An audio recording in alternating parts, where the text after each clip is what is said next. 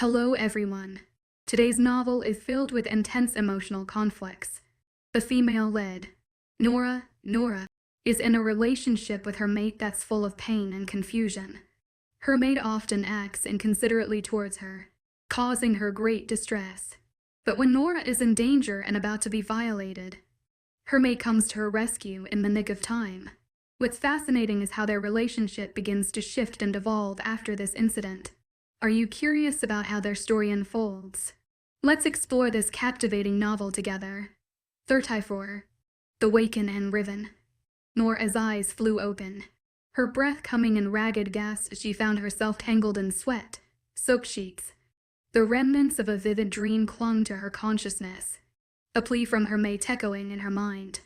Despite his past cruelty, his words had been filled with remorse and a desperate attempt at redemption. Nora, please, if you can hear me out this once. I know I might not have the right to apologize or even repent for whatever pain I might have caused intentionally or unintentionally, but please. I'm not only asking for you to return, not so you have to deal with me, but rather for your family and loved ones you have left back here. Your brothers, their mates, your childhood friend Leela, everyone that loves and needs you in their life. You wouldn't leave them just so you could away from me, would you? You'd never be this selfish to care about yourself and leave the others to suffer for what is my mistake. I know I might have been more than a pain in your ass, but there are others who deserve you here rather than me, and they wouldn't ever be to live in peace knowing you died because of your awful mate, who never treated you like one either. I can't promise they'll change, but if you return, I can certainly try, and that could be my promise to you. That you'll try. I'm sorry. Nora placed a trembling hand on her spinning head, trying to ground herself in reality. The emotional turmoil of her dream, coupled with the physical discomfort, left her feeling disoriented and nauseous. A wave of bile rose in her throat, and she quickly clasped a hand over her mouth to suppress it. My Luna, a familiar voice cut through her distress, one she never thought she'd hear again. Leela, Nora cried out, surprising the other woman as she threw her clammy arms around her in a desperate embrace. Leela hesitated for a moment, caught off guard by Nora's sudden display of emotion, but soon began stroking her hair soothingly. It is all right, my Luna. You're safe now. You're safe, Leela murmured, her voice a balm to Nora's frayed nerves. The steady rhythm of Leela's heartbeat provided a much-needed anchor, reminding Nora that she wasn't alone in this hellish situation. Tears of relief and joy welled up in her eyes. Why, you have no idea how glad I am to see you. To hear your breathing. To just talk to someone. Nora rambled, her words tumbling out in a rush until Leela gently silenced her with a finger to her lips. My Luna, as much as I am happy to be back and to talk to you again, I'm just as concerned for your health at the moment. How are you feeling? Do you feel dizzy or nauseated? How's your ankle? She asked, all in a matter of a breath, ushering my shoulders back against the headboard. I am actually feeling slightly better, thanks for asking, but why does my ankle burn? I replied, gesturing to my leg with a wince. I could hardly feel my toes on that leg, but the burn was stretched all the way up to my thigh, making it hard to dismiss. My Luna, they told me that the bite from the rogue went pretty far in, hitting some major nerves resulting to the burning sensation you're experiencing, but they also said it wasn't permanent. It is temporary, which is probably relief for you. Leela gave a quirky smile. The I return. Possess they. Well, by the time the Alpha had arrived and found you unconscious, you were already in a sort of deep semi-coma. He was beyond furious and had you immediately had to rush to the ER where I was at, luckily at the time. I was just signing the discharge papers when the news of the Luna being was brought in, which also kept me back. Most of the info was given by Rossi. His name brought a cloud of gray over her eyes as she seemed lost in her thoughts. She swiftly retrieved and shook her head, discarding the thought before carrying on.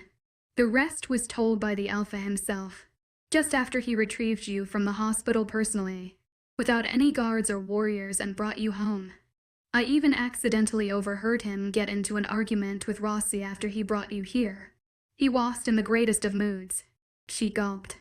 I rubbed my forearm. stroking the newly growing stubble appearing over my arms. Note to self: shave when time. When he is ever. I lean my head back, tapping the backboard with a gentle thump, shutting my eyes to welcome the darkness which I had grown so accustomed to know over the days. I swallow a gulp of air. Remembering his words produced some wrenched tears tops well from the corner of my eye. I enjoyed shoving my tongue down her throat. I found some enjoyable pleasure in it. If that helps you sleep at night, it'll surely help all right. At least not him, but his mate Bond came handy. Leela perked, thinking of a brighter picture. I rip apart my eyes from the comforting darkness. Why is that? I have heard mate healing heals like no other type of healing in the world. She laced my hands with hers, her chocolate eyes looking deeply into mine. Maybe if I had another person as my mate, I would have believed that. I snort, twisting my head to the window, seeing it that would help in any way. A change of scenery, you know. Glad to hear you awake and snapping. A male voice leers. I didn't have to turn my head to know Antonio had entered, his daring black hair reflecting white, contrasting while being dressed fully in gray with a wrinkled white dress shirt. I merely avoid eye contact rather than saying anything. Leela rose and bowed, but when she was to take a step forward, Antonio spoke again, in a calmer and more subtle way than I've heard before. Say, I won't take long, and besides, you're either one who help her change. She froze, and looked at me for approval, biting my lips suspiciously. I give the signal with a gentle nod. She moved a few steps back while Antonio replaced her spot. He didn't take time in pulling my chin up and taking my pulse from against my neck rather than my wrist. I stared dead ahead and dropped my neck back the second he left go. He moved forward and takes the spot by my legs, yanking the sheets of my toes. A shiver ran up my toes as the biting winter breeze blew against mine without closed toes. There was a heavy cotton bandaging surrounding my ankle to the point where my toes were only visible. He took great caution in trying to examine my toes, looking every and now then at me for any reaction, his fingers stroking the tips of each nail. The moment his fingers moved and stroked that one specific area, I bit the laughter on the verge of appearing. If you didn't know, I am very ticklish. It was long before his attention was directed to my ankle, squeezing it within his palm. I take a sharp gasp, throwing my head back in pain. Can you not? There is some tenderness and some swelling still around the area. You'll need to take all pressure off this leg for about the next 12 hours. He ignored my pain-given remark, still twirling the leg within his palm. You'll probably need someone to carry you down. I don't remember giving you the honor. His eyes stung hard. I never even asked. He strode to the door and left the room without another word. Just like him, most likely, I was glad to get away from him and his smug, but confusing face. I should probably help you get changed before the cars arrive to receive you. I thought we already missed the flight. I say pathetically, throwing the sheets away. I was dressed in a light woolen sweater with an unusual folded turtleneck and way too long sleeves for my size. The dark jeans, which pinched my ass when I rose, were a size or 3 smaller. No. The Alpha had the flight cancelled, and had another night flight booked. The female warriors dressed you at the hospital along with the help of a couple of nurses, if you were wondering, she informed, bringing a more reasonable size jeans laying on the dresser's bench. They were unsure about your size, so they brought whatever they found in the gift shop. Gift shop, I exclaim, gaping at the designer jeans below while grasping the polished bed frame's post for support. She gave me the obvious face, tilting her head to an angle. In this pack, anything's possible and it's better not to question it. Oh right, Dame Un's pack. I mumble, rolling my eyes hardly, taking the jeans. Stupid head. You said female warriors. I thought Damon was too sexist and thought of females as peasants and mere sex toys for enjoyment. Leela had whirled around the moment I took the jeans, giving me just enough personal space to change comfortably. I slipped the jeans, feeling my aching thighs thanking me from the restraints. No wonder I was in pain. I thought they had made me wear yet another lace thong. black with petite neon pink bows placed on each side and lace rimming the edges of fabric. This pack was more hopeless than I figured. No offense, my Luna, but they have no more control or power than you. They're showpiece to the other packs that we aren't selfish, sexist bastards who still have that 1940s mentality where women are hidden away. She snorted. Oh, the irony, I exclaim, buttoning the top and pulling my sweater over. I am done. You can turn around now and don't worry. None taken. Not surprised, really. Ever since the Alpha began his third year of ruling, he announced and declared it should put into effect as soon as possible. There were riots as well as protests of equality from the entire pack, but the Alpha and his committee hushed it fairly quickly. Even before the word was spread of ever beginning, she whispered the last part so it was audible from my ears only, like she was afraid of being overheard. She ushers me to take a seat on the bed, and I then pull her to the empty spot next to mine. My back leans against the headboard with my toes dangling down, giving them a chance to get the blood circulate. Damon has his own fan club now. I wheeze, trying not to laugh, which was very, very hard. Why am I not surprised? What did this have to do be accepted? Get an I, Heart, Alpha D, or Team Damon tattoo on their asses. Meet up at the strike of midnight in an underground den full of pictures of Damons to worship as a satanic ritual. Leela gave another Leela, typical shaky smile. As much it disappoints me. Unfortunately, no. His committee was formed the day he took the title. It's mostly the constricted of the main heads. Nothing much, Beta Caden, Gamma Jace, Drive Rossi, Delta Hunter. She paused. Her cheeks gave a faint redness at the name, along her lips curving into a smile.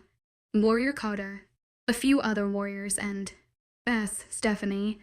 Stephanie, what in God's name is she head of? Head of the whores. I scream, outraged by the mention of her name. Her name shouldn't trigger me like this.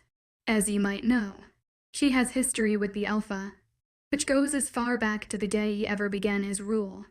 She explained, soothing with wrinkled sheets, her eyes heavily focused on the deep wrinkles creasing the edges. It was obvious she was going to be part of the Alpha's committee after that. But the door had swung open, creaking against the hinges.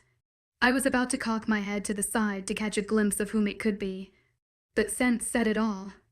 Leela rose with a tremble like she was a child just about receive a scolding for something they hadn't done. My Alpha, she stuttered with an arch dip of her head. I didn't blame her, I was just as speechless by him here. Thank you, but you are unneeded here, Leela, he said slyly with a flick of his head, his hair bouncing to the side. Damn his hair. Why was it so flawless that it would always leave me speechless? It'll be assisting Nora down to the car. Oh hell no. I swear if he touches us. I grit my teeth, growing tired of his regular bullshit. She bowed and slipped by him on her way out. How could an Alpha be so moral, less than have people still obeying like him? To top it off, June being blocked up and not uttering a word since she witnessed him sucking Stephanie wasn't making it any better. For one goddamn time. Listen to me. Nope. All my patience gone in vain. I was on the verge of snapping. He better not, you know there are better stuff to do than gossiping about others with Leela. I thought you would known at least how to translate. Almor Mio. He chided, his hands still in his pockets as he strode closer. And he did. I take a heavy breath of air. And aren't there better stuff for you to do than making out with hoes like? I don't know. Stephanie, perhaps. I thought you would have known better than that, Monsieur Alpha. Monsieur Alpha. Je pense que vous direz cela. He replied, thrilled by the idea. I was dumbfounded, and he could tell by the amused appearance on his face. Le Fran eyes tate mundi ms sujet sel univers gdens gale ment undipple me. Sehades, vous voir. I leaned back with a fall, so I didn't have the comfort of swearing in my own language without anyone knowing now. This was too much.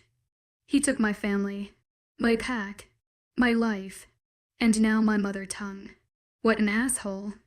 Dame Un shook his head and outstretched his hands out from his pockets as drew closer. Don't think he'll allow you to touch me. Mate or no mate?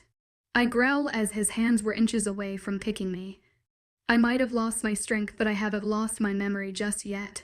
So you can back the EFF off. He obeys with his hands up in mock defeat and backs off like ordered without another word. I push at the bed as I rose to my knees, feeling my legs wobble from under, but it wasn't long before I knew I was crumbling to the ground. A pair of muscular arms scooped me swiftly before my knees could even glaze the floor. My hands naturally found his neck, clutching on for dear life as he hoisted me up. My hair flopped onto over my face, but I cowled and found the will to swipe it away. The electrifying sparks brought warmth to rise to my cheeks. The intensify increased by the second our touch came into contact with one another. Somehow, I shook my head to the side and my long dangling waves went flying back. Our eyes found each other, but we kept the silence. The silence was the last thing separating us, and I've never been more happy for it. The lingering silence came to an end when we made our way to the threshold outdoors, where the cars and guards were idling with one another. Our presence was quick to notice, the sparks flying, creating enough tension between us for anyone blind to even notice. The grip from under my knees tightening as he stepped each step. They scrambled to organize back into lines and ended up bowing in union as we approached. One arose from the bowing position to open the door for Damon to place me in. After buckling the bead around my waist, his face lifted to meet my staring expression. Our eyes drew into a trance, blurring everything within sight. I could see the prominent outline of his lips more clearly, and the once unappeasable scar above his right eyebrow that drew down to the arch of his nose, now coming into sight. Damon sucked his breath, dropping his head, slamming the door. I blink as he trudged around the vehicle to other door, taking up the vacant seat beside me. I don't meet his eyes as he entered, slapping yet another door. I had enough of them and their lustrous lies. The car swerved forward and out the gates before I knew it. I was amused by the thought of handling his unbearable scent for the journey to New York. The idea of our bodies being so physically close ached my heart. Only if the situation were more jovial, or even settle, it'd most likely bring up and stretch out my throbbing legs on the seat while throwing my head into the curve of his shoulder with his hands snuggling me close. Alas, if it were only true, sucking up the stab of pain in my chest. I rest my head against the window and shut my stressed eyelids, welcoming in the coldness. Ding GGG. All passengers arriving from flight number RS-167 from California must report to carousel number 4. Bamoogle guagly while cooking at the crust in the Audiobook. I might manage to get at least a few hours of rest, but it still wasn't enough for me.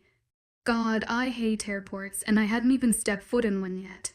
I didn't even have the time to adjust my eyes to the blaring lights outside when the door was flung open along with a chilling breeze seeping through the locks of my sweater. Groaning, I wrapped my right arms over my left as I was hoisted up into Damon's alarmingly warm arms. The light overhead casting a dark shadow over his solemn face. His eyes reverted and came to mine heavily, his tightly pursed lips begging for a peck. You wouldn't dare. I think obliviously of the consequences. He lowered me into a certain seat, which I later noticed as a wheelchair. He withdrew his hands fairly quickly, but shortly after drilling a hole into my soul with those piercing black pits of his. He'll be back.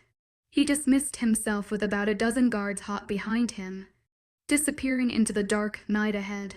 With less than a dozen of guards left, I was on the verge of rolling my ass onto the next available flight far away from here. Possessive dickhead alpha mate or none. I clear my throat. Thank you for your services till now, but you're all unneeded here. You're all dismissed. My Luna, the alpha has just left to attend more pressing matters at hand.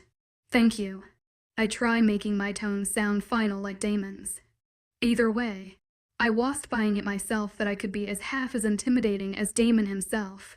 My voice wavered, trembling with the unknown. I could see the guard's hesitation written in bold on his face, but he obeyed in the end.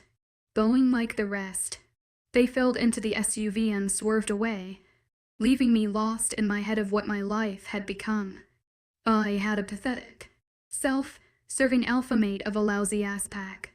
who had a possessive and even more selfish ex with whom he cheated on me. I laugh madly at how this time, just last month, I was probably laughing to the point where my stomach ached in protest at something stupidly I must have said. And now I was stranded at the airport in a wheelchair with nothing more than my single carry-on. Things could have been worse. I cry optimistically with a wheeze. Much more worse than I realize. "Excuse me, madam, but are you Loon and Nora of the Blood Red Pack?" a leathery and rich accent asked. I look up to meet the most scandalous set of blue eyes I've ever laid eyes on. "Why, yes, I am," I stutter, turning down with redness tainting my cheeks. I was staring. Had living with those savages taken all my greeting ethics? I couldn't have blamed myself either. He could have modeled for the next surfer calendar and be elected as the next president in a heartbeat with that dead drop grin. "My Luna." He dipped his neck in a gentle arch without alarming the passengers scurrying by. "I'm Anthony, and I'll escorting you through security into your terminal, which should be begin boarding in. Oh, about 30 minutes, I'd say, giving us plenty of time to get to know each other before that." He winked to end, pushing us in the direction of the automatic opening doors. I blush once more, turning my face downwards real quick. He sure knew how to charm. "May I just mention how outrageously gorgeous you look today? I don't mean to stare, but your eyes give me that summer rave vibe which I haven't seen many girls give." There he went again. Why couldn't Dame and take notes no? It should be written in their little boy code book rather. They hold a spark of life, and truly, they do, unlike yours, making any girl want to spill their darkest secret with those jewels without being drunk. What can I say? My family knows their genetics. He scanned my boarding pass and handed them back warm from the scan. Like that we carry on with our trail of throwing flirtatious comments back and forth, all through the airport till we reached the terminal, where we were forced to part ways.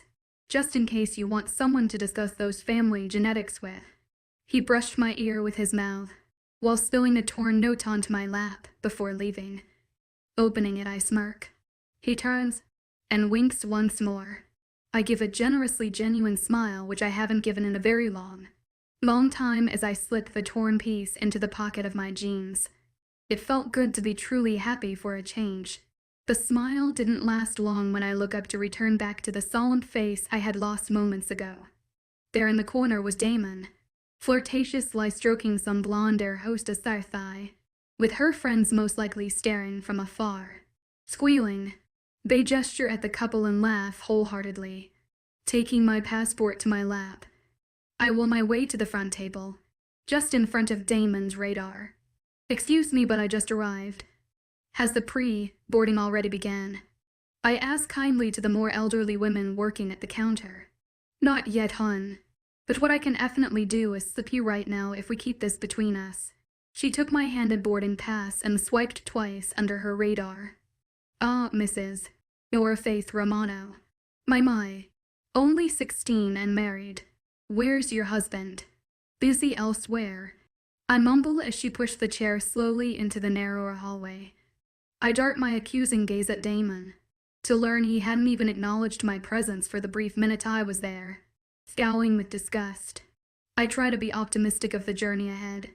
The women took me down the ramp, into the flight and to my seat in less than 3 minutes flat. She strode further just till the starting of the first row of first class, helping me rise and into one of the double seat. She added, "Now, don't worry too much about your baggage, young lady. Anthony had tended to that already. Good boy he is." She spoke, struggling with the chair's locking system. "You have a good night and flight ahead, dearie. And you have a good night too." "Thank you." We'd exchanged brief smiles before she went scurrying out, leaving me alone in the solitude. It was about 10 minutes later when the others came in. Turning my phone off entirely, I catch sight of the attraction seated before me on my right. Those smoked, ash-gray eyes which made Anthony seem like a teenage dream, with that gold and chiseled jaw, which made Damon's game weak. He looked straight up out of those cute boy Instagram pages. I was ashamed to stare, but damn, God had to gift all the beauty on the same day. God sure had his own weird ways. "Are you lonely?" He asked miraculously just as I turned away. I'm sorry, what? I pretend to not hear just so I can rehear that accent once more. Welch probably lycanthropus. I note mentally. He gave a lenient, troublemaker smirk with a brush of his hair back. I asked if you were lonely. Madam. No, I smirk deviously. Officer. Why you asking? I perk my eyes and tilt my head in his direction. Your lips seem lonely. Would they mind to meet mine? I give a hysterical giggle and I roll. Does I take that as a yes? I meet his gawking gaze, leaning back while making it clear I was biting my lip. Depends how you interpret it. I give that final look of approval. He spares no time in leaning closer with his hand coming around me and getting wound up in my hair as his delicately lips met mine. He tasted just better than I presumed. That tangy smell of lemon fresher on his very clothes I was clutching hard onto, now rubbing off. Don't get me wrong. He was a cute, sexy, polite, flirty, a good kisser, whatnot, but something very essential was missing. Then it clicked. That spark.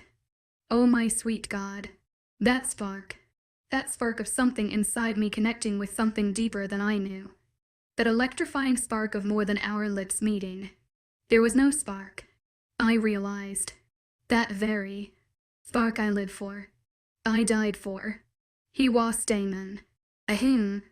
A loud booming voice thundered, slowly unhanding the wrinkled ball of his shirt in my hand. I reopened my eyes to see those haunting, rageful eyes I despised, staring hungrily before me. My mouth was hanging as I leaned back, my hands trembling unknowingly. Forgive me, but I must ask you swap seats with me. Why? Seemed to be enjoying the view, and so does my passenger. Or have I mistaken? My passenger turned to me with those horribly cute, ashy puppy eyes. Dame Anne's tone was awfully gentle, which was very unusual if you ask me. I was to say something when Dame Anne beat me to it. I terribly believe you have. Dame Anne threatened, but he changed his tone at the next line. But that passenger of ours is my pregnant wife who keeps forgetting to stick with me due to her Alzheimer's. Forgot Amor Mio. I was beyond bewildered. I was outrageously furious. At the point where steam was about to explode out each year, the guy besides me gave a skeptical glance before looking back at Damon, who guided him to his seat at the back of first class. I, in no need to explain unexplainable Amor Mio. Since when I have became your pregnant wife with Alzheimer. I snap, gripping my armrest tightly. You have been my wife for a while, in case you've forgotten. You're just pregnant now. He winked with that smug look. I swear this guy. And since when did you get the guts to flirt with other guys when you have a mate? His question was just as accusing as it was curious. Oh, I don't know. Since when have you had the habit to cheat on your mate? I ask rather than replying. After noticing the brief silence, I whirl my head to the side to see I had clearly infuriated him with my choice of words. Dame Anne leaned closer to whisper the next part. I am the Alpha Amor Mio. You should know by now. I do what I want and get what I want. Whatever and whenever. And I am the Lunimus, your Alpha. I bit back. You should know by now I don't quit nor bend down to anyone. Even to my own mate. Alpha or not. A small toddler trashed in his mother's arms. He was probably no more than 2. The pacifier in his mouth with its images fading away and worn-out stuffed bunny clutched in his empty arm. The lady holding him was no older than me, judging on her spotless appearance and choice of attire, trying to strike his poor mother in the eye as she struggled to get her carry-on from behind. The toddler's pacifier flew out his mouth. Before it come in contact with the ground, I bend and catch it single-handed, holding it up to the child's mouth. The confused child smiled to the sly, clapping his arms with some adorable dimples appearing on the corners of his chubby cheeks. Oh, thank you so much. The lady spoke surprisingly. No problem. Do you need help? I asked, meeting her stunning Sadakwa eyes, looking at her baggage and then her child. I hate to admit, but I would love some at the time. The crowd behind her was so pleased with the hold-up. So I make the rational decision in helping. I nod but remember my leg and its condition. Frowning with uncertainty, I turn to Damon, watching all it go down, nudging on his arm to do something. I gesture to the lady and then my ankle with a dead straight face, praying it gave a clear message. Luckily, he obeys without a word and rises to help her place her baggage in the compartment just behind ours. She thanked us countless lie, taking her seat behind us. The cycle of people filling in began once more when I turned to say thanks to Damon to see him turn back to flash his inhuman eyes at the child behind through the seat gap. The child erupted into a fit of more tears, clapping his exhausted mother to wake up, who had just rested her eyes. "What the hell is your problem?" I scold him, slapping his arm. He turned to me with golden-rimmed eyes pulsing. My heart skips a beat from the sight of his wolf. Yes, just a child. A stupid, irritating human child with no morals. He chided through gritted teeth. "Like you have any for a grown alpha." I seethed. Is an innocent child either way. He wouldn't know the difference between right and wrong even if you drew, acted, or whatever method you used. No need for you to defend him. He dug his claws into my wrist just enough for the pain to set in. And besides, you don't need to worry about kids for the next couple of years. I have things to achieve before having some more devil spawns whining around the house. Damon was quick to let go, tilting his head back onto his cushion. He resting his eyelids with his restored human hand on the armrest. "Listen up here, buddy." I lose it, snapping my fingers in his direction to get his attention. "You might be an alpha, but you're nothing more than a self-serving bastard who cares about his ass more than anyone else's. You hear that?" "I know."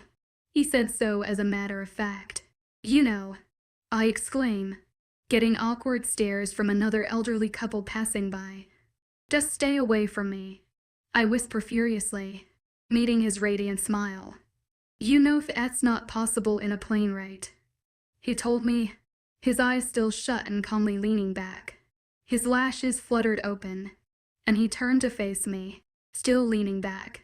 "Unless you wish to fly out the aircraft, which sadly, I don't think the pilot will allow.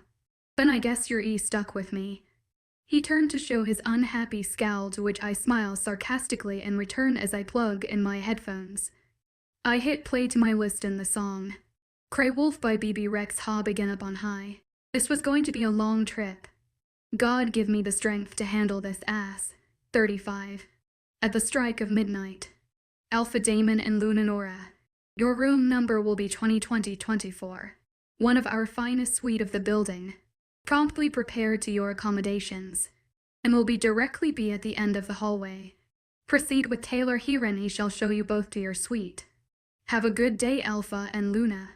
The manager greeted with a firm nod to the escort. Taylor, following his manager's movement, dipped his golden head to the point where his back could have cracked, mumbling back a quick reply.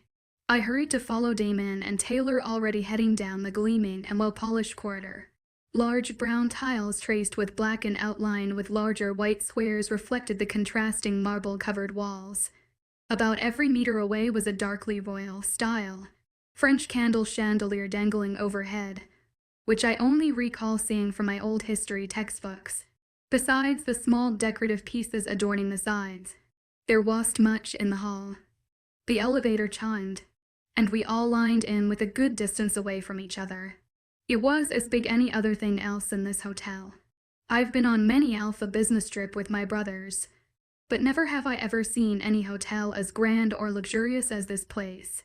Despite for its warm, welcoming workers, there was a solemn and silent atmosphere, almost mysterious, if not eerie vibe, like the walls watched hungrily or like having eyes set on your every move.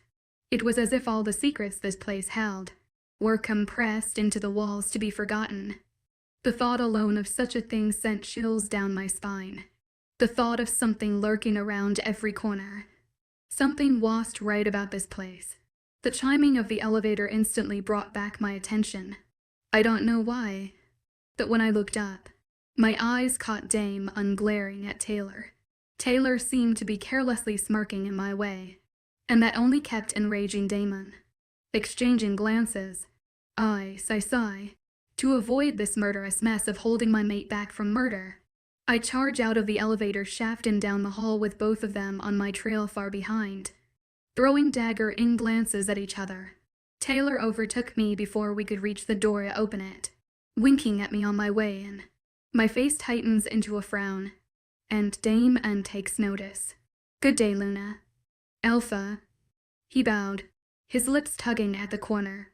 "Hope you both enjoy your stay. We will when you decided to leave." Dame N pressed flatly, ignoring the fact he mentioned Luna before Alpha. Maybe Leela was right about outsiders being clueless to Damon's pack's ways. The mention of her name turned my stomach. Taylor left directly afterwards without a word and final bow. Relieved of his departure, I decided to skim over the room and amazingly found myself at The suite was immensely larger than I figured. It was close to the bedroom back home, but just slightly bigger in comparison. The walls were a deep brown with white borders edging the ceiling and floors. There was a full thick sofa set and office desk cornered in one side of the room with the dresser, cupboards on the other. The bed was on a risen platform on the middle with about 3 steps to climb to reach the top and white pillars planted at each corner, adorned with the softest of fabrics barred at each side. Dame N removed his phone from his pocket and began dialing numbers, heading towards the patio. I advanced towards the furthest corner to see a mannequin draped in the most striking, fiery dress. It had somewhat a romper with full sleeves and a plunging V-shaped neck, interlocked with straps overcrossing each other creating excess. "What is this?" I asked, gesturing at the dress as Damon strode back in from the patio. He looked from me to the dress. "That last I thought you girls call it a dress. You know. Something meant to cover your body with while yet displaying your legs and other stuff. Even I can see that. I'm not blind." I meant. Why is it here? For heaven's sake. Don't tell me you weren't planning on wearing that sweater for New Year, were you? His accusation stung. Of course not. "Where are we going?" was all I asked after swallowing the heavy lump in my throat. "Some high school friends of mine are throwing a small New Year's party nearby. They've invited us and made you." He answered, sorry, looking down at his screen. "They'll be back in dough. Don't wait for me to tell you to start getting ready.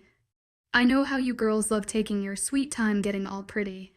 Before I could chuck the closest subject and reach it at him, Damon had already disappeared with his signature slamming of the door behind. I take a seat on the steps to the bed rather than on the actual bed itself for 2 reasons.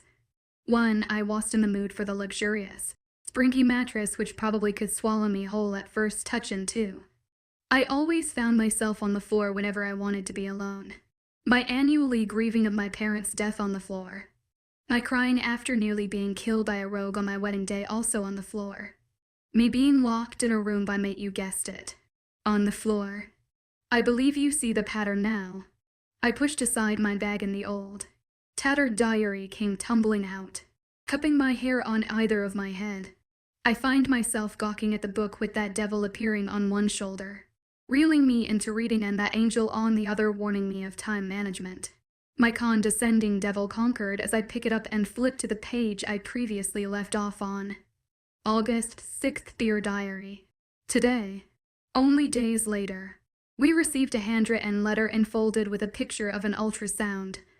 I was almost just as speechless and puzzled as Rocco when I had first opened the envelope, but the name Mrs. Camilla Faith rang the loudest bell I'd heard till date. Nathan and Camilla were having their firstborn. The look on Rocco's face after reading he was becoming an uncle and godfather of the child was confusing at first.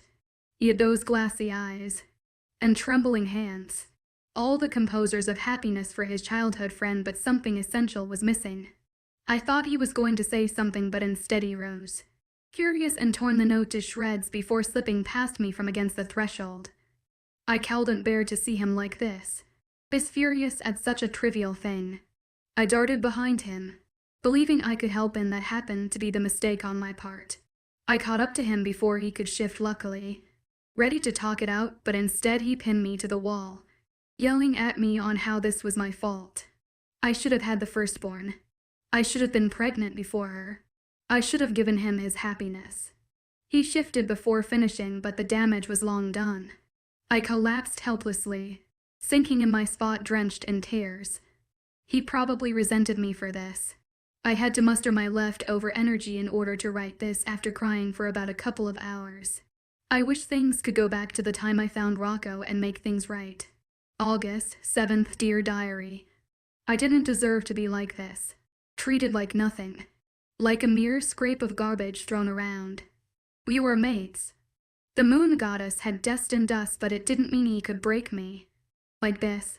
The way his wolf would take over at night, I could see a glimpse of the real Rocco surfacing underneath as he shred through my layers of clothes. And thrust his way into me every night. Even if it were on choice or against my will. It hurt either way. I just can't take it anymore. I always cried afterwards from the pain. The soreness everywhere. But at the same time, I couldn't help but feel guilty on my part. I was his mate, yes. But I was the one doing something wrong. I couldn't help but consider my own faulty role. Maybe I was doing something wrong and I couldn't see it. My heart sank with sorrow, but yet I flipped the page, unable to hold back the temptation. August 20th. Dear Diary. Despite being unable to lift a finger from the soreness protesting from very nerve, very muscle, very limb, I'm still going to try to write. Even if it's hardly known more than a couple of lines. I still want to record this day to words. A day to not forgot. After all my body has endured for the course of these last few weeks. I'm happy to say so no Incinta. I'm pregnant. I'm finally pregnant. I'm finally giving what is accepted of me. I should be happy. Right. When the pack doctor rose with gleam from my bedside, announcing it to the Rocco he was going to have an heir to his title. He did no more than merely nod before excusing himself and leaving the bedroom without a second glance. I couldn't have been more devastated. After all this pain I had endured, thinking that it was worthy when really it was nothing. I could hardly rise from the bed at most days, being so broken up between the pain I endured on a nightly basis and being deprived of weeks sleep at a time. I just wished things were different. That the rogue attack never happened. Rocco's dad was never killed. My family was never brutally killed and dead, and lastly, my mate was my mate again. For once I had no one to express my happiness with. Knocking on the door captured my attention at the end of the chapter, pushing the book away from my face and wiping the single tear cascading down my cheek. I tucked the book deep into my bag. Come in. A young girl no older than 16 stepped in with inky black swaying behind her as she stepped foot into the room with a handful of tremendously vivid tulips. She dips her neck before speaking in her unexpected melodious voice. My Luna, the Alpha, Luna and the entire Firecared SPAC welcomes you to New York. I shall be your maid for today and be helping you get ready for the party. Thank you. To you and your Alpha both for the splendid tulips and the welcoming. I don't mention a word for the getting ready part. I could hardly apply eyeliner without wanting to rip at my hair. So some assistant would be nice. She moved quickly, gathering the flowers at the stems and slipping them into an empty vase at the coffee table before advancing to the mannequin. I moved around the bed in a less enthusiastic manner towards the edge of the bed closet to the dummy as she removed the dress and laid it out for me to gawk at. The waist was tighter than it appeared on the dummy and the chest was deeper than it seemed as well. It was as if the dress were mocking my pre-diet decisions and lumpy yet straight figure, gulping the bile in my throat.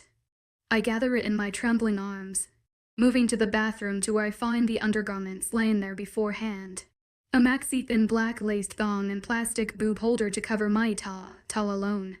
After somehow struggling to fit my entire chest within the lace border, I find myself staring again at my foreign reflection like the day when I awoke to see my mark for the first time. The fabric was a coarse, clinging, velvety velvet with that mild chic apparel. For once, I was shocked to see I wasn't as flat-chested as I thought. The dress was pinching at my chest and sticking to the skin at my inner thighs, making them clammy with sweat already. If I weren't about to freeze from the cold, I'd find myself looking sexier than I ever have in my whole existence. Unlatching the washroom door, I walk out, abandoning my flats behind to see the several palettas upon palettas for what seemed to be of eye, shadow, lip colors, and whatnot. scattered over the dresser surface. The curtains to the patio were now eyed back, displaying the adventurous starry night life which await ahead. Examining the dress with a single glance under the dimmed lights, she gestured for my come and take a seat before her at the lit dresser with dozen of lights bulbs decorating the frame. Taking the seat, she wasted no time in beginning. "What's your name?" I asked as she began to dap the concealer under my eyes with her beauty blender. I was such as hopeless in makeup, by the way. I knew my terminology. "Celeste, my Luna." She took up the eye brush and dusted my eyes shut. I heard a shaky laugh. "I'm not as young as I seem, my Luna. I'm 18 and my makeup skills are okay for someone who caught hang of over the years of being the Luna's personal omega. I admit I'm nothing like a professional, but the Luna insisted that the one to do your makeup and help you get ready for tonight." I hear a satisfied sigh a while later, and the rattling of the cords reopened my eyes. She plugged the straighter and began on the hair, combing out the tangles and parting my hair into about a dozen sections before pinning the crown area way over. My back was to the mirror, and Celeste worked behind me as she slid the straighter through strands of hair. "Done. Have a look, my Luna."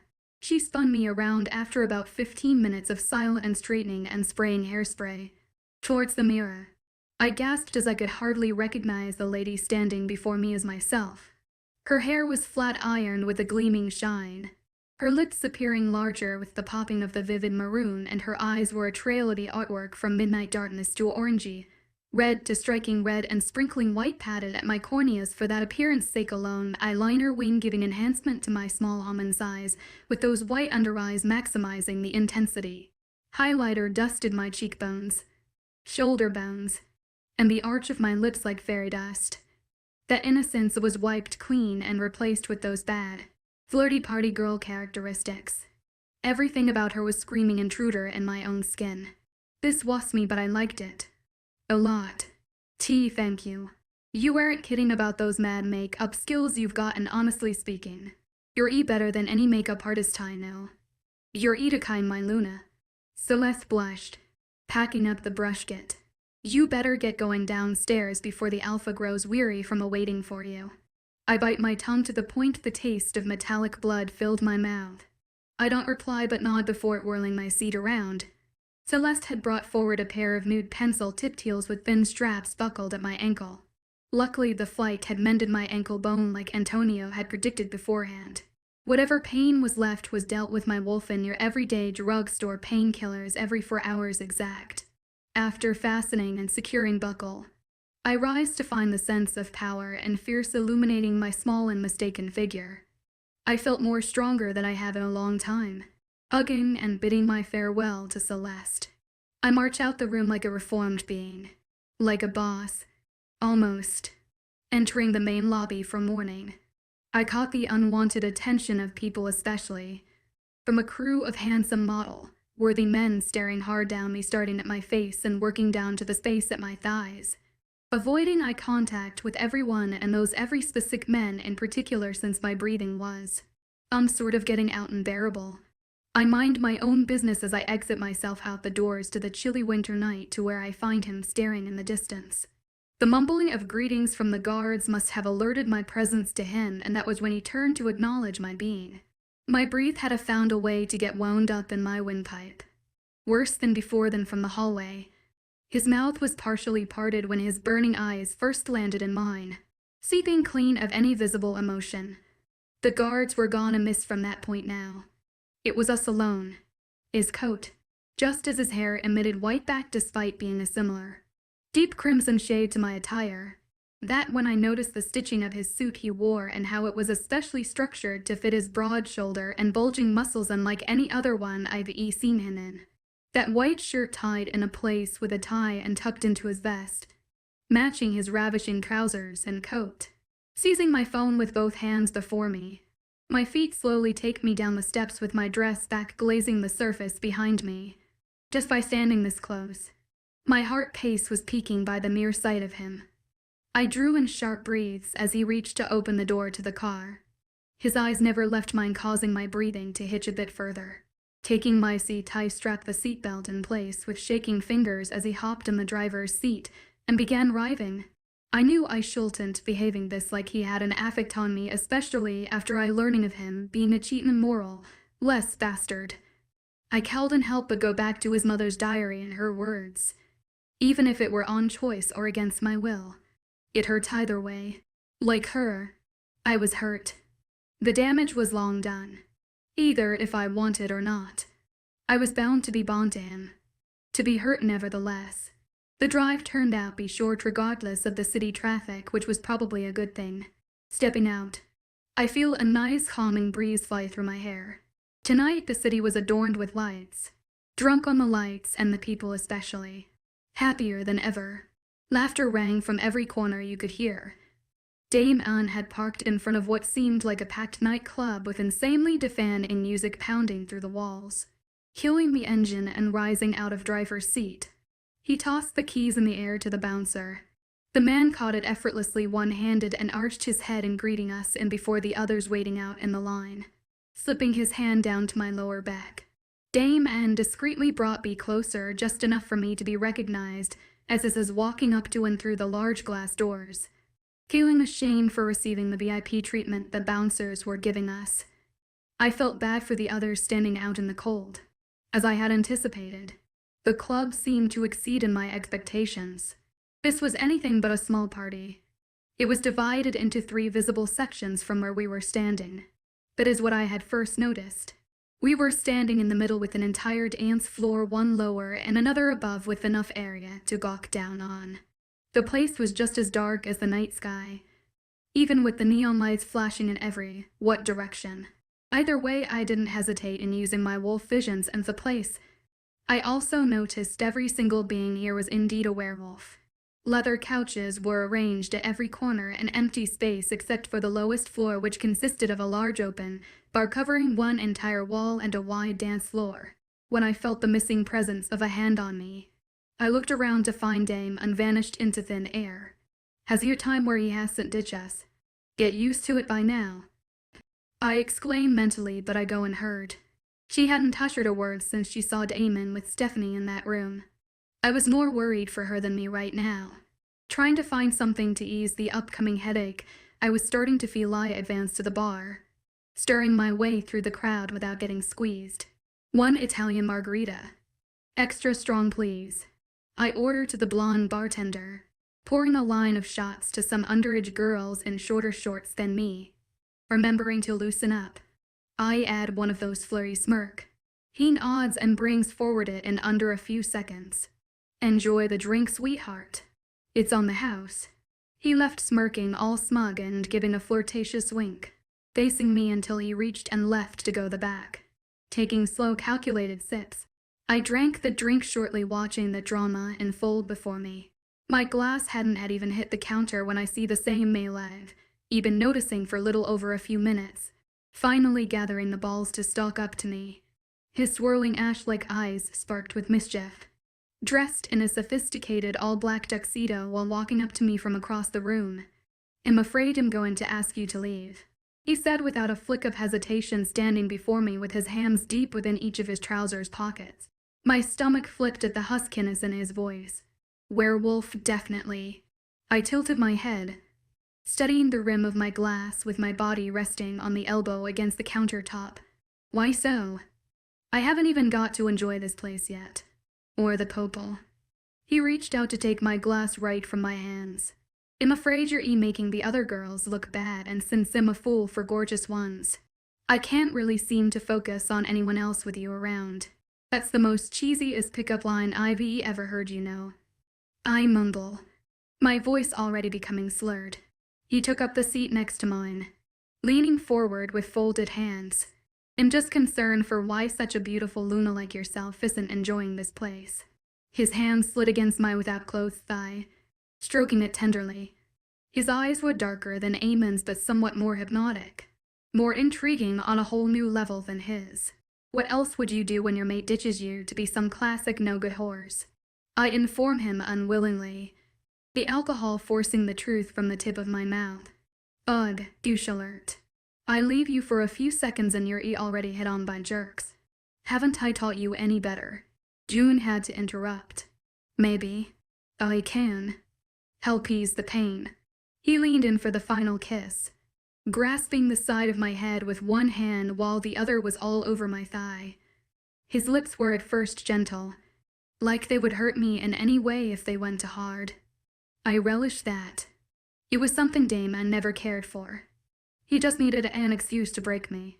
Then suddenly the softness was all gone, with a frightening dominance for more left. His hand was moving upwards to my breast at an alarming rate while his bite on my lip was so hard. I felt the blood rushing out, and that's when I decided to call it. Shouldn't go. What's the hurry now, love? He asked in a cold, humorless way, grasping my wrist tightly. Let go of me right now. Where's the fun in that? We were just beginning. Spinning my head around looking for some help. My eyes find an unusual-looking troop of men surrounding us in all directions from afar. I exchanged faces with them all before it hit me. They were his men, the same suits, and same earpiece. If these were indeed his men like I assumed, how many more of these people present were also his? What had I gotten myself into now? No. Which foolish shalfa would ditch his far, too gorgeous maiden attended and unguarded? Damon was nowhere to be seen, and neither were his men to whom I could get some help from. His scent was a living ghost in the back of my head. Never in my life. I actually wished for him to be here for once. His grip was near to impossible to escape, yet I refused to give in. I thrashed, but that's when I decided to utilize my heels and bring it down on his foot. He yelped so loud. His hand loosened around mine just enough for to make a dash and get lost in the dance floor. I hear his growl and see his men launch their way into the dance floor after me. I veered in and out of the crowd, turning in all sorts of directions every and then, hoping to lose them in the process. After a while of playing them, I make a dash out the back exit, which led me to an abandoned and narrow alleyway. Not the best of places to be in, but any place away from them was fine by me. I never once glanced back, wrapping my arms around from the chilly breeze. I begins talking around and towards the main entrance with the intention of finding someone with a phone. My phone was lost somewhere inside during the charades with the hope of never being found again. I was shivering enough from the cold when another voice purring behind me drained me of my blood. Where'd you think you're going, love? Your newfound lover's right before your eyes. Whirling around, I see his troop of men surrounding him with him at the center. I said, leave me alone, godn't it? And miss the chance to have the night of life with an mated Luna as sexy as yourself. I don't think so. His ashen eyes darkened to stale black. Boys, this was it. Surrounded by men in a dark alleyway in a romper dress, and nothing more than my heels as my weapon of defense. I couldn't have been this helpless. Not now. Finally. Let's show them June. I growl, fury bubbling deep within me. Mate or not. No need to repeat that. She cracked our neck. The first two appeared, both going for my wrist. I ducked the first and sent a blow of my feet at the second, who went crashing into the wall of the building. The second came back, but another strike of my heel sent him sprawling back just as his companion. 3 more arrive, coming at each side, curling my fist around the wrist of one attacker. I twisted backwards as I used my heels once again to kick off the wall and to hit another's face. Both fall limp, but the last one was the fastest of them all. He tried sending not one, not two, but rather 3 punches, all directed at my face in a calculated sequence, to which I managed to duck all by an inch before sending my own single blow to his nose with blood spewing out. I watched his body fall cold, and that's when a numb cold sensation of something being injected into my neck's vein from behind grounded me to the ground. I didn't even have the time to react before it was already paralyzing every nerve in my body.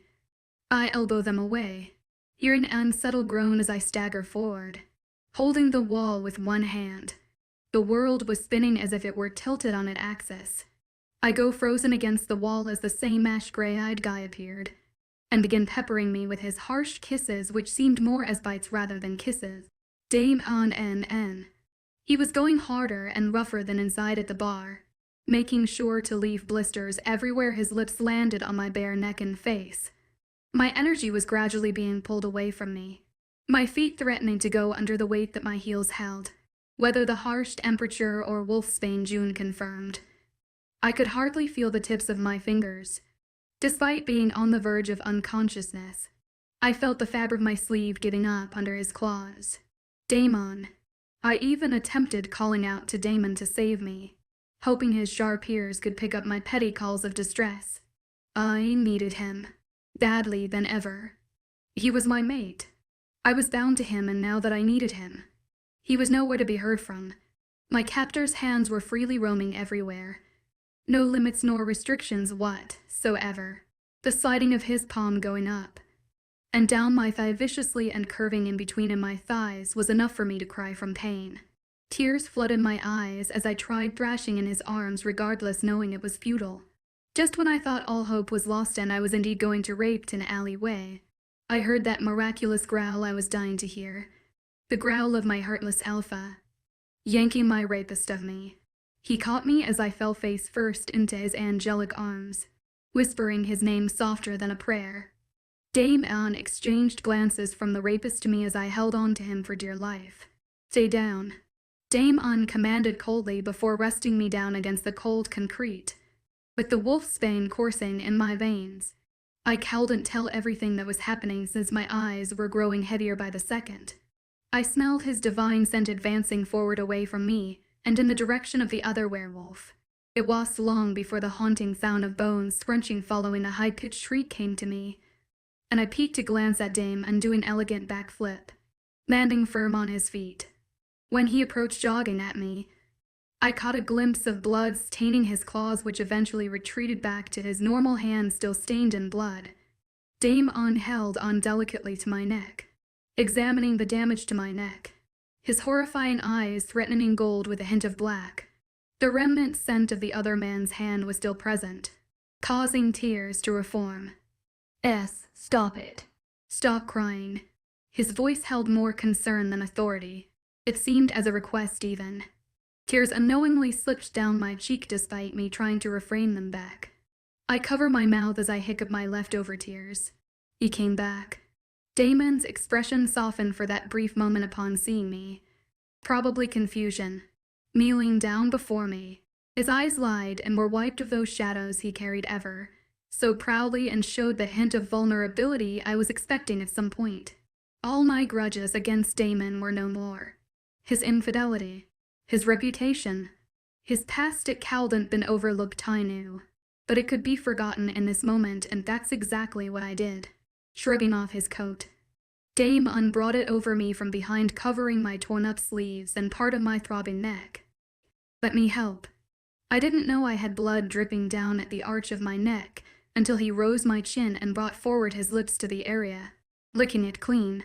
A shiver was sent down my spine from the touch of his cool lips against my feverish neck.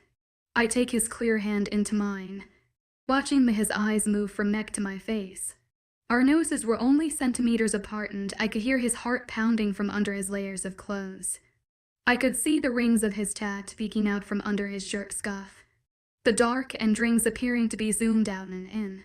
Seeing his tie and along with the top buttons popped off their seams, my panting worsened. The sickly tempting stench of cigarettes, alcohol and his cologne doused over me. I wanted. An immense clock began chide along the shrieks of others yelling the countdown. The leftover seconds remaining of this year. 2019. 1817. 16 outer than the clock inside was probably my heart beating. And each second that ached. 15, 14, 13, 12, 11. He came for me. 10. He actually came for me. 9. He saved me. 8. Maybe he wasn't as much of a jerk as I took him granted for. 7. Why else would he come if he didn't care? 6. Calden had been of such profound significance to him. 5. Why am I always so vulnerable around him? 4. It was like he acted like this around me. 3. Except for right now. His eyes just betray him. 2. I Calden hold back now. Not after all he did. Maybe there was still a hope.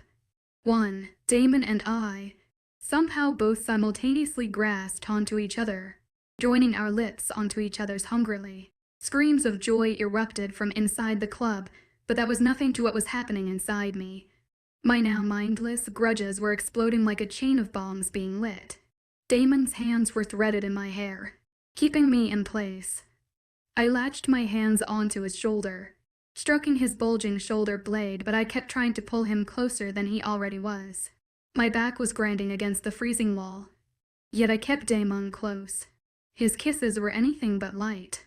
My lips begged for the warmth for his lips, and that's exactly what he gave.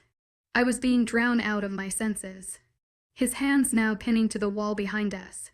Our touch was even more electrifying than the fireworks casting the sky overhead, and I, for once, was ever so grateful for having my Damon.